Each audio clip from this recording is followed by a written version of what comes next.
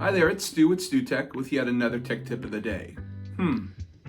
What should we talk about today? Well, let's find out. First, happy Friday. It's Aloha Friday. Notice my Aloha shirt. Today's tech tip is clean desk, clear mind. So I always say, start the month fresh. Take a few minutes, tidy up your tech space. Dust off your monitor, untangle those cords, and toss out that mystery cable you've been sitting around since 1998. Trust me, I do this all the time. A clean workspace makes your computer easier to use and makes you feel more in control. Trust me, I just did this when I got my new computer last week, and as you can tell by my office setup, it's much more organized and I'm much more productive.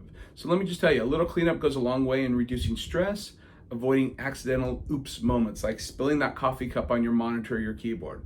So take it from me, Stu, from StuTech. Clean desk, clear mind, enjoy the month. We'll see you next time. This is Stu from StuTech saying thanks for watching, and remember, when all else fails, call us, not your kids.